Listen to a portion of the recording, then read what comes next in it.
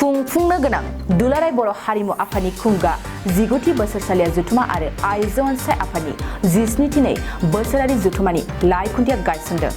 फैगौ 2023 इं जानुवारि दाननि 16, 17 आरो 18 खालारखालि सानथामनि मेहेरगोनां हाबाफारिजों दुलाराय बर' हारिमु आफादनि खुंगा 19थि बोसोरसालिया जथुमा आरो आइजो अनसाय आफादनि 17थि बोसोरारि जथुमाखौ खुंफुंगोन। बेनि थाखाय लाहार फाहार खालामनाया सोलिगासिनो। धेमाजि जिल्ला सिमेन्ट सापरियाव थानाय एसबि गोजौ फरायसालिनि गेलेग्रा फोथाराव बे जथुमाखौ खुंफुंगोन। खुंफुंजानो गोनां बे जथुमानिनो दिनै लाइ खुन्थिया गायसननाया जायो। लाइ खुन्थिया गायसनखांनायनि उनाव मेहेरगोनां हाबाफारिजों खुंफुंनो गोनां जथुमाखौनो लानानै गुवारै सावरायनाय जायो।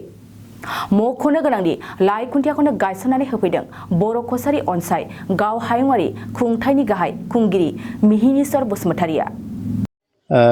साबायखर थाबाय नोंथांमोननिसिम। दिनैनि दिनावहाय जोंनि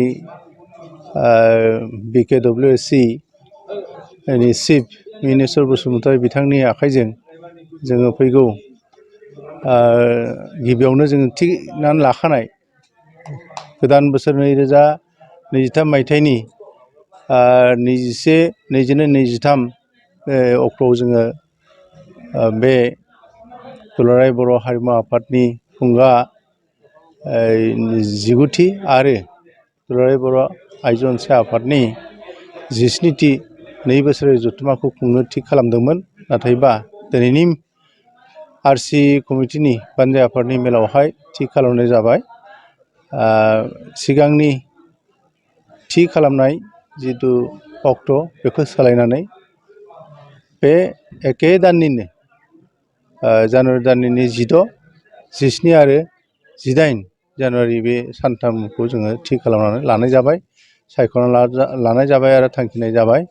बेनिखायनो जों आसा खालामबाय फैगौ दुलाराय बर' हारिमु आफाद आरो दुलाराय बर' आइजो अनसाय आफादनि जथुमाखौ जोङो बे 16, 17 आरो 18 जानुवारि खालिनो खुंफुंनो आखायाव लानाय जाबाय। गिबियावनो आं रादाब बुथुमगिरि नोंथांमोनखौ साबायखर होबाय। दिनै जोङो दुलाराय आइजो अनसाय आफाद जोंनि बर' माहारिनि बेजों लोगोसे हारिमु आफाद ज' जानानै गाहाय खुन्थियाखौ गायसननाय जादों। आरो बे गाहाय खुन्थियाखौ गायसननो थाखाय जोङो जोंनिनो बर' कसारी वेलफेयार अट'नमास काउन्सिलनि चिफ मानगोनां मिहिनीश्वर बसुमतारिखौ जों हांख्रायदों आरो बे हांख्रायनाय खामानिया जाफुंबाय।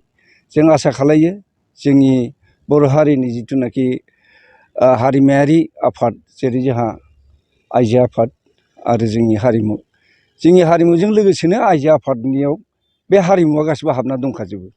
जों माथ्र दैदेननायल'।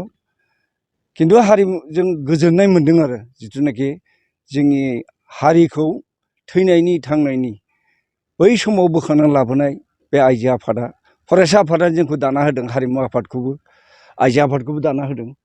ओंखायनो जों ज' जानो मोननायखाय जों बिराद गोजोननाय मोन्दों।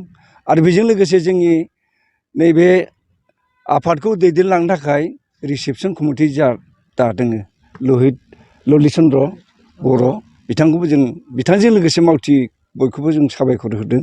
फरायसा आफादानो होन, थुनलाइ आफादानो होन, बिथांमोनखौबो जों हेफाजाब होनायनि थाखाय जों खावलायदों आरो जों साबायखर होदों। आरो बे आफादाव जोंहा बायदि बायदि जोङो हाबाफारि लानाय दं, जेरै गोदोनि सुबुं मेथाइ, सुबुं मोसानाय, ओमफ्राय आर्टिस्ट मिट मोनसे दं। अल आसाम आर्टिस्टफ्रा दाबो लोगो मोनलायनो हायाखै, बेखौ जों बिनि गेजेरजों खालायनाय जागोन। आरो जोंहा मावबादा दिन्थिनायनि खोथा दं। बे मावबादायाव जोंहा अस्टारफोर फैगोन। अस्टार बिथांमोनहा रायजो राजानो डेमनस्ट्रेसन देखायगोन। दा बेबायदियाव जोङो मोनसे कालारफुल एबा रं गोनां, गाब गोनां हाबाफारि जागोन होननानै आं आसा खालायदों।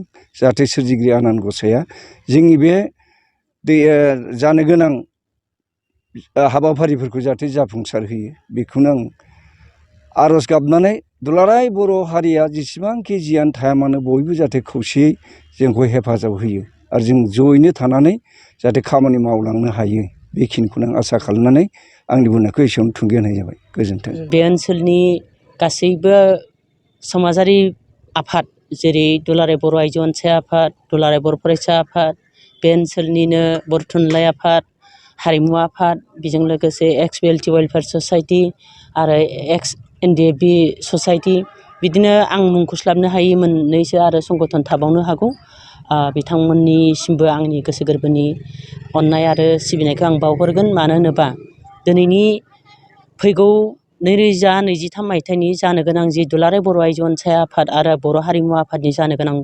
जथुम्मा बे जथुम्माखौ मावफुंनो थाखाय बिथांमोनहा जहायनो गासिबो खौसेयैनो मोनसे गारांजोंनो ज' ज' जाजाय दिनै आवगायबोदों।